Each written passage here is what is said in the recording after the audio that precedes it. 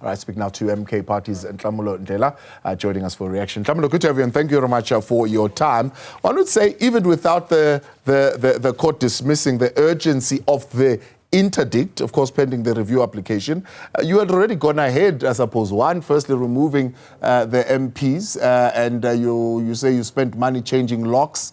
You have put in replacements. You have already cut their salaries. They say they only got 12,000 that other month. So you had gone ahead even before this court ruling. It's disingenuous of them to have made such remarks in the beginning. They put the cart before the horse. They misled the public by, firstly, even in that press briefing. We would do nothing of that nature. Look, in good nature, we allowed them, them knowing very well that it was going to be for a temporary measure to occupy the role of members of parliament. So why would we be at the last minute be punitive? We were not. These are just, like we say, recalcitrant, members who are ill-disciplined and who should have just engaged with the party leadership. And this is something that could have been resolved where they are either deployed elsewhere. It's not something that they didn't know. And I've mentioned also on this channel that we've engaged with these comrades and in a cordial discussion, they knew exactly what was coming. So for them to have reacted the way that they did was totally out of tune with the principles and the disciplines of the party. So the court would have dismissed the application for an interdict to prohibit them from being, of course, replaced, but the review application still is going to go ahead. Do you see any chance of them succeeding there? The review application? Well, yeah. I mean, on their constitutional ground, they're saying that just administrative action was not given to them. Look, from the onset, this was just dead in the water. We are focusing on our role as the official opposition. This is just a sideshow of individuals who were very opportunistic, clearly, because they were not in the party for purposes of advancing the agenda of, doing what we need to do, which is to emancipate our people. This is a selfless role. You can't, when you're deployed as a volunteer, now all of a sudden, and you're put there as a deployee, now think you're an employee. No one's an employee. So for them to have this sense of entitlement, thinking that they are special, more special than thou, that doesn't work this way in our party. That's not how we work here. They can go and do whatever it is that they want to do. But the fact of the matter here is the following. They are expelled. On whose ticket would they be going to the National Assembly in any case, even if they were to go to court? Who? Mkhonto weSizwe? Never. So the reality is they need to have actually consulted and engaged with the leadership of the party and, humbled themselves instead of, having gone out publicly and making a total spectacle of themselves and unnecessarily putting the party into disrepute. Yeah. So we're not going to tolerate any of that from any of our members. And anyone that takes us to court, as you'd have seen, the ANC took us to court, they lost, in the logo, they tried to take us to court on the name, they lost. They tried to take us to court on registration, they lost. They tried to, Jabulani Khumalo tried to take us to court, he lost. Now they lost. Yeah. I mean, we're tired of having to be taken to court, knowing very well by people who know very well that they're going to lose continuously. The only court that we lost was obviously with President Zuma being on the ballot, which again, we know what happened over there. That case is still going to be pursued. But other than that, we need to focus on what we are here for. There's people with serious problems, serious challenges out there. And they've entrusted us as the official opposition, as Mkhonto weSizwe, to deal with their issues. These sideshows are nothing but exactly that, sideshows that don't deserve even the court to have a look at them. Yeah.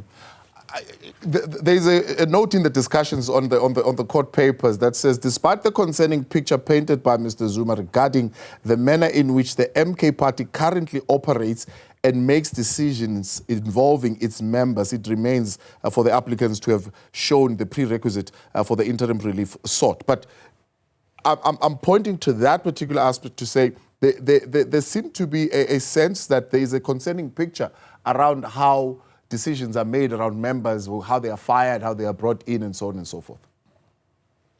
No, but that's totally, again, I repeat, disingenuous of them to bring that to come to that conclusion. We have, at the time, we had a national interim leadership call that came and identified, who it is that needs to play what role. That's how we work. And that same national interim leadership call, because we're a new entity, gave the powers to the president. Obviously, we advised the president accordingly, and he would then take a decision. The president's first position when it came to these particular comrades, these individuals, was that the approach should not be punitive. They know how they ended up on the list, which was, as we've said, opened up a case because our list was compromised. They knew how they ended up on the list. But we engaged them as comrades and in a civil manner. But when it went to the point where they wanted to take us to court, unfortunately, that is something we could not tolerate. Now, when it comes to powers and decision-making, I mean, we're allowed to give the power to the president. Look at the country's constitution. This country's constitution gives Cyril Ramaphosa the powers to hire a judge, regardless of what the Judicial Service Commission could say to him.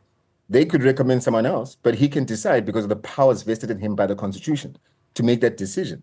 So it's no different if we give President Zuma the powers to make a decision in terms of, based on our submissions, who and what he should do. So it's not alien.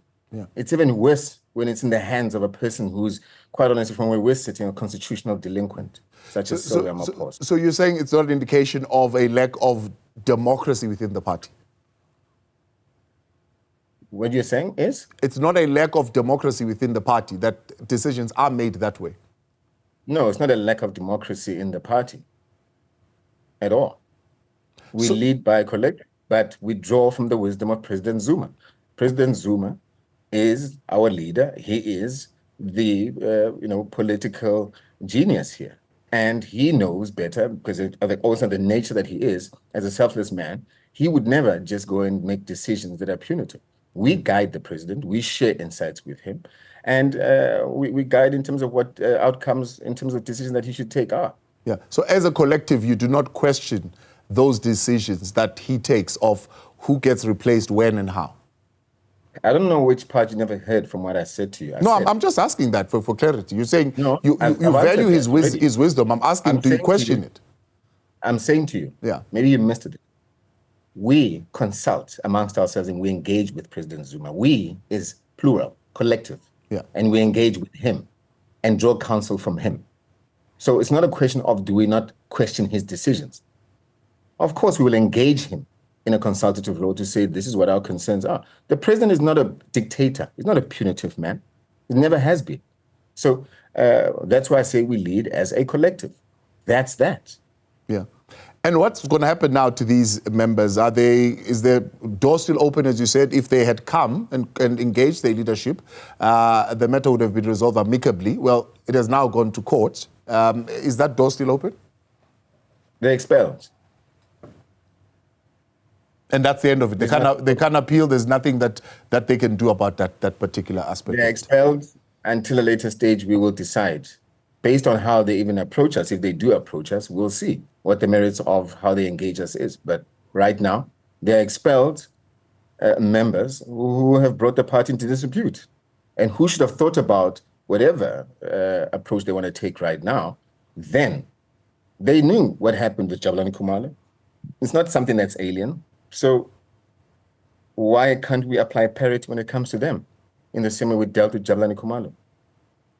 All right. Nhlamulo, we appreciate your time. Thank you very much for coming on and for that clarity there. Nhlamulo Ndhlela, speaking on behalf of Umkhonto weSizwe Party on those 10 who have lost their bid in the court to try and get an interim order to interdict their removal from Parliament, being replaced, being prohibited to participate as members of the National Assembly, amongst other things.